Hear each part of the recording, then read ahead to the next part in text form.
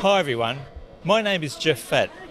I'm in Sydney's Chinatown and I'm surrounded by a lot of Chinese Australian historical buildings. But did you know, apart from the metropolitan areas like Sydney or Melbourne, regional Australia has played an important part in Australia's Chinese history. For instance, in Queensland's Cooktown, there is a Chinese community memorial stone. It's to celebrate Chinese miners' and merchants' contribution to the local town in the 19th century. There are Chinese museums in regional towns that keep great records of Australian Chinese history, especially in South Australia and Western Australia. However, Australians and tourists rarely visit these museums due to their remote location. And often, these historical objects are not in museums at all, such as this Lang Chichao cloth, which had writing from China's leading revolutionist in the 20th century. It's part of a private collection. Thank you very much for that, Jeff. My name's Michael Williams, and I'm the project manager of Scattered Legacy, a project of the Chinese Australian Historical Society. And today I just want to give you then a bit of a brief overview of the Scattered Legacy project as it's developing to date. Still very much a work in progress, but I think it's time to kind of really explain what's going on, and of course looking forward to a future date when we'll be able to launch the project much more officially. Okay, so Scattered Legacy is designed as a database project fundamentally, and so what I'll be doing now is going over some of the thinking behind Scattered Legacy, and then I'll give you a brief history of the project to date, but most importantly I'll run through the database as it exists at the moment to give you an idea of what it is and how it's different from other web-based projects, and there are quite a number of web-based projects specifically devoted to Chinese Australian history, in fact quite a large number, as I'll briefly explain. But I think you'll agree the Scattered Legacy project has a certain uniqueness to it, or at least in terms of its aims, and hopefully will achieve those aims. I'll give you a peek look at the draft website. It's very much, again, as I said before, a work in progress, but it'll give you an idea of how the database will be reflected in a website, and the website will then, of course, feed back into the database. And then finally, we'll end up with some of the evolution of the project to date and the opportunities that we are being given behind the database, behind the Scattered Legacy project. First, we'll think about some of the thinking that is behind the Scattered Legacy project.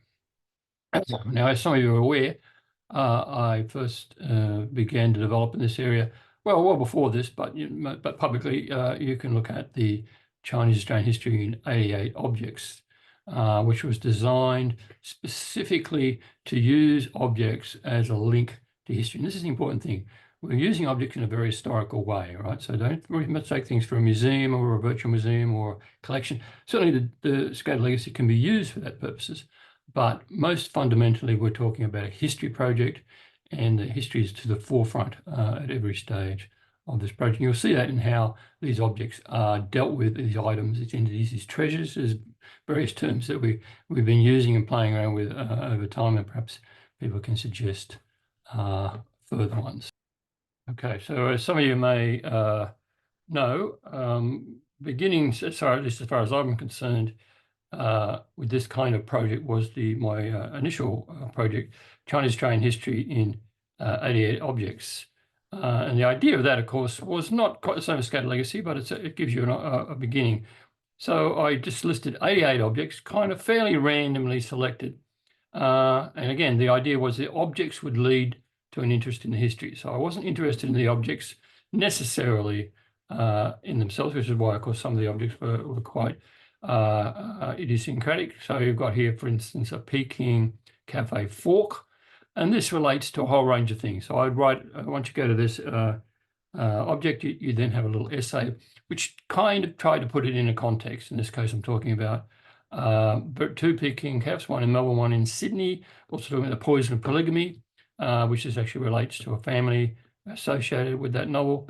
And in each essay, I would then relate to another object. So you can go back to one, this one relating to a torn poster, which is its own story, which you can read about. That's in the State Library of New South Wales. And again, linking it to other objects as we go down here to Tasmania, to other items of worship. So it gives you this idea of using objects, using items, using something simple or something pictorial in order to tell the story. And the idea was that if you zip back and forth from each of these objects, you'd eventually get quite an overview of Chinese Australian history. And for good measure, it also included other aspects of Chinese Australian history, including some chronological summaries and so forth. So that's this. So this, if you like, was the first rendition of the idea. People got the note on Facebook. I got a lot of feedback. And then I took the idea to the Chinese Australian Historical Society, which under the leadership of Darryl O'Choi is much more innovative, and with the support of people like Carm Louis and of course the late Malcolm Oakes, we were able to put together a grant submission to the Australian Foundation of China Australia Studies, who gave us a bundle of money to then take this idea to the next level, which is now a scattered legacy. And so what I'll do is I'll take you into the database itself, which is being created, which will give you an idea of what we're actually talking about. And then after that, I'll show you how that will be reflected in the website, which is still very much in the early stages. Okay, thank you. Okay, so to show you the database, as you can see, this is very much the back end, and so it may not look very inviting, but that's of course why we're designing a website, to make it more accessible. But and this in particular isn't going to be the final database. We are in fact commissioning a custom-made database that will be hopefully a little bit more accessible, but I should be able to give you an idea of where we are. So basically, you can see what we've got is a number of major entities. The most important one, of course, is items, where we've got over 500. These are just everything in terms of objects, documents, anything that we've added to the database. And I'm defining that quite broad, why I'm using the word item rather than object, although we may settle on the word treasure. At least that's what we're debating with the website designers at the moment, but perhaps another term will eventually be used. Now, the items are the key, of course. They're meant to be the point at which you most likely to enter the database. And so we'll start with that. You can look at quite a number of things. And you can see there's always going to be a map associated with everything to show you exactly where it is. And you can always search by location by simply zooming in wherever you want. But I won't go into too much detail about that. It's fairly obvious. And you can see that on a lot of websites nowadays. So, for example, something colourful like the altar at Rockhampton. Again, this is the back end. So you've entered the data.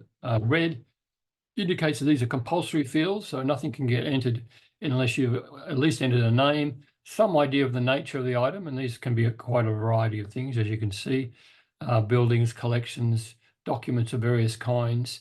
And this is, of course, an ongoing process of changing and evaluating what we call the nature of the items. I've purposely made the database as flat as possible, so not automatically grouped into any kind of categories, but you can, of course, search by these categories. And of course, you can search as usual by keywords. And this, again, is something that will grow as the number of items grows.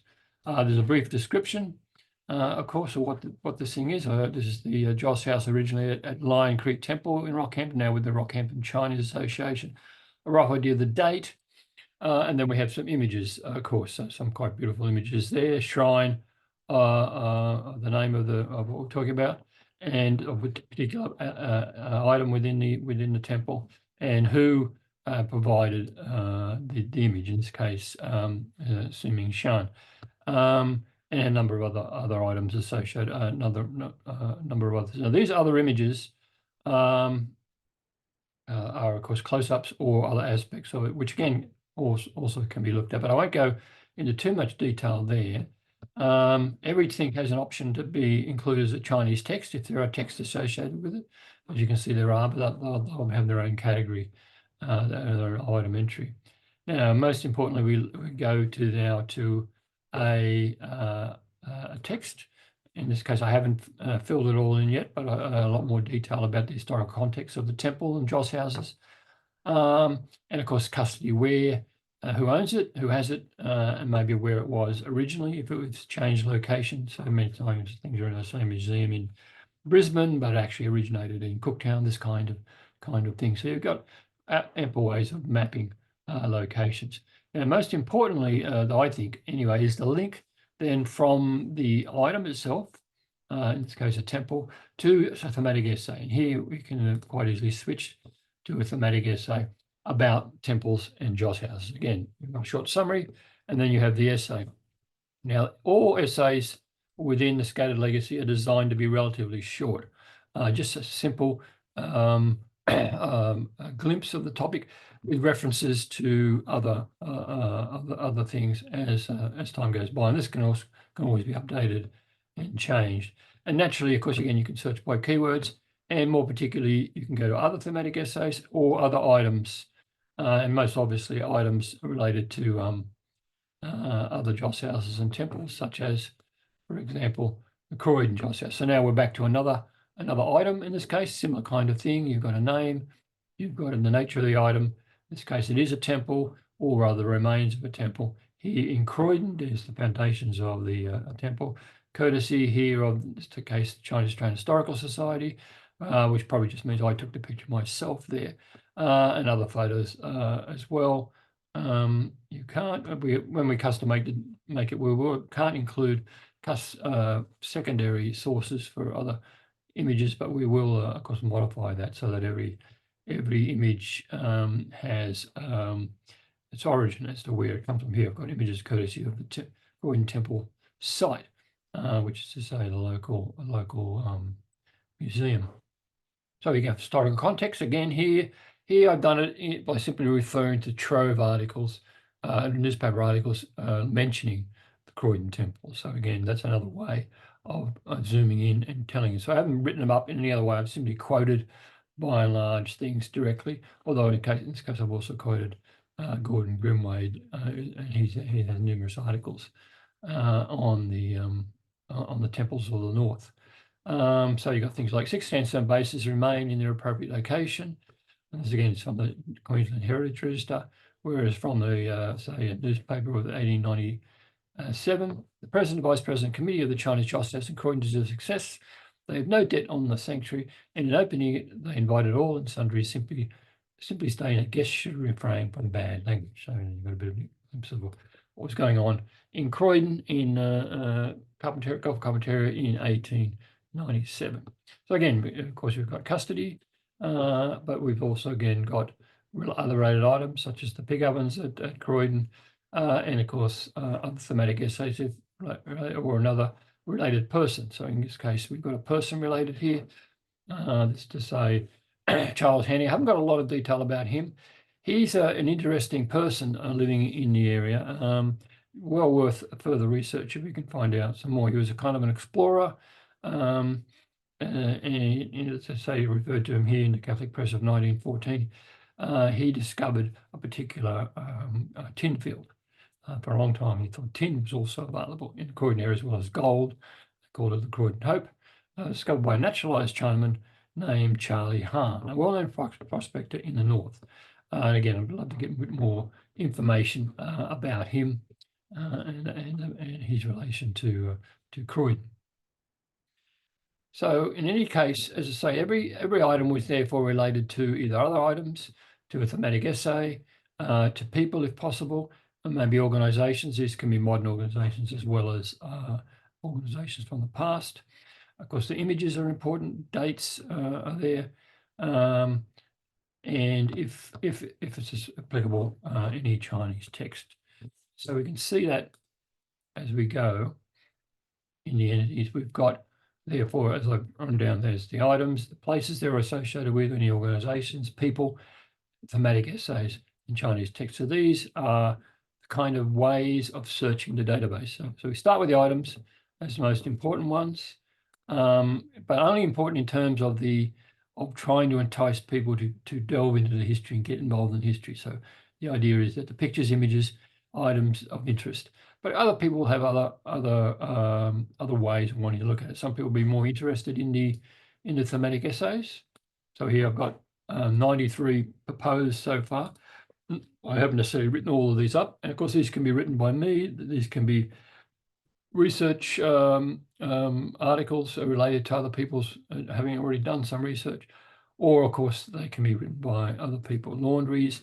Again, the idea isn't to show the definitive essay on all laundries, but simply give a bit of an overview and then relate people back. Obviously, legal discriminations is a very big topic. Again, the idea isn't to say the last word on legal discriminations, but to give people a bit of an overview and then relate it to further research if necessary. Myths, of course, another interesting area. I've got numerous, actually I've got quite a lot of myths, but I haven't gone through and sorted them all out yet. But again, any thematic essay can be linked to any other objects. And again, all these objects have some sense of myth about them or stereotype or this kind of thing. I mean, depending on how you define it. Place. Now, place is something that I'll talk a little bit later on about the opportunities in involving aspects. Obviously, place is important in terms of mapping and zooming in on where things are. But the other thing I found about place is that it's very patchy, and of course some of us know this, very patchy about what these places know about their Chinese Australian past.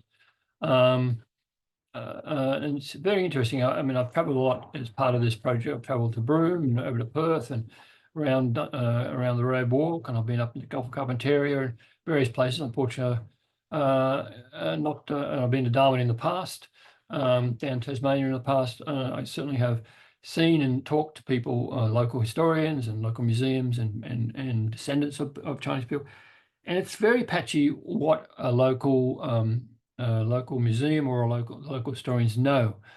Sometimes know quite a lot, and you can find out quite a lot. Other people, they know there's something there and they're anxious to find out more, but very often they don't know very much.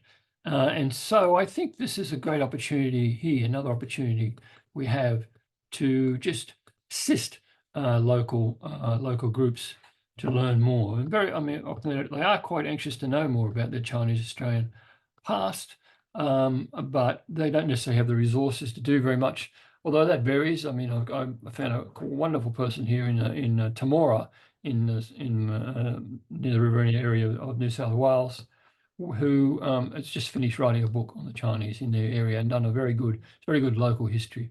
We found quite a lot of interesting stuff there, including quite an interesting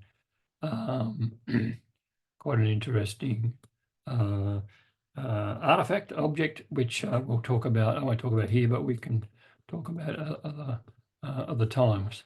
Right, and as I said, there's also going to be, I haven't done a lot with the Chinese text just yet. I've kind of noted them.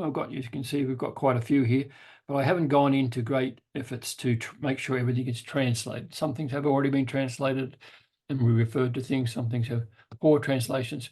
Certainly this is something that we'll be doing more and more of in the future, but also it's a question of like this one, for example, has been translated and is on the web, been translated by Ely Finch, and so it's just a matter of linking to that particular source there. Similar to other matters. Now, another area that's of interest is, of course, people. Now, again, I haven't been doing much with people on a systematically. These people that are on the database are simply generated by the items that they're associated with. So I haven't gone through and tried to add people. What's happened is these are just simply people that are associated with items that are around. Some of them are well recognized, some of them are less so, and some of them often we don't even have pictures of them. Surprisingly enough, I don't have a picture of Quang Tart. I don't know why. And of course, on the database, there are also modern contemporary researchers and other connections. So, but this is something that we can, of course, apply much more systematically if people wish to, and it can also be of value, perhaps, to the family history. So that may look a little bit clunky, a little bit difficult for people to look at, but in reality, of course, if you want to add a new item, it's relatively easy. It's just a matter of fields to be associated with it, and can be added by different people. So someone might have an item in their personal collection they can add there. Someone else might do the research and add something more about the historical context, and then it may be simply connected to a thematic essay that already exists, or it may inspire someone to write or think about another aspect of the history that hasn't been written up. And you can see from these thematic essays that's often been the case. A lot of these I've allowed these to be inspired mostly by the items. Some are obvious ones that have, of course, been written about before. But tobacco farming is something that needs a lot more work on. Some of them are more specific to items that we've begun generated by the idea. Right, Chinese writing in Australia, for example, is one interesting topic that I've been looking at a lot recently. Unfortunately, there's not a lot of examples from the 19th century, but of course, not much. Even what we do have, which mostly in the newspapers and other letters from the early 20th century, haven't been examined as much as they could be. Okay, so now I'll give you a brief look at the draft website, which is just a prototype at the moment, but it'll give you a clearer idea of the same information. Of course, it's on the database, but which will be more accessible to people in general. So I'll just go to the website. You can see here it's clear graphics. We try to keep it as simple as possible. You've got your normal, your general overview of what the whole project is about, and then of course Discover allows you to search. Obviously, be able to search by map, you'll be able to search by keywords, and there's various filters. As usual, you can type by the nature of the object, the region, place, of course, time period. There will, of course, be a chronology associated with the overall history. A reminder that although this is a map of Australia, we do, of course, have links to things outside of Australia, particularly in southern China, but also in other parts of the diaspora. Not huge amounts at the moment, but just enough to give you an idea of where things are to be found. Now, I'm calling this heading Legacy. This is, again, those particular entities that we talked about before in the database. Treasures will, of course, be the items themselves. Themes, the thematic essays. Family, we talked about people before, perhaps we'll call that individuals and families. So these headings, these ways of referring to things are still being debated. Places, of course, there'll also be Chinese text to be searched. We also have a category called exhibition or virtual exhibition, which is where we're planning to perhaps bring items together of a particular nature, particular theme, to allow people to explore perhaps in a virtual environment, as if walking into a home, or walking into a temple, this kind of thing, walking into a particular landscape, a market garden, for example, and seeing a variety of items associated, drawn from items perhaps all around Australia to create a kind of virtual ideal market garden, and then explore and explain what that might mean. These are all ideas that we're exploring, and which are, of course, technically possible within the modern environment. We have resources, of course, and our resources come in a whole range of things, specific essays, videos that are available or particularly made, of course, articles for further reading, and the usual kinds of things, particularly looking at, again, a chronology, summaries of the history, again, allowing people to go in and out of the depths as much as they like, because, again, the usual idea of what we're on about, who is the major sponsor, of course, of the project, Chinese Australian Historical Society, funding from the National Foundation for Australia-China Relations, and, of course, a great deal of support from Western Sydney University, particularly in terms of design and database construction. Although we're paying for that, Western Sydney is, in fact, providing quite a lot of, various academics at Western Sydney University are providing quite a lot of input without charge, as well as other kinds of support. Contact, of course, is important, in particular, if you want to make a contribution. I mean, here, this is a very simple one, but there will also be a field for contributing actual items, or, of course, for particular people, they can have direct access to the database if people want to do things on a more formal level. That will involve, of course, agreeing to certain protocols and certain ways of doing things.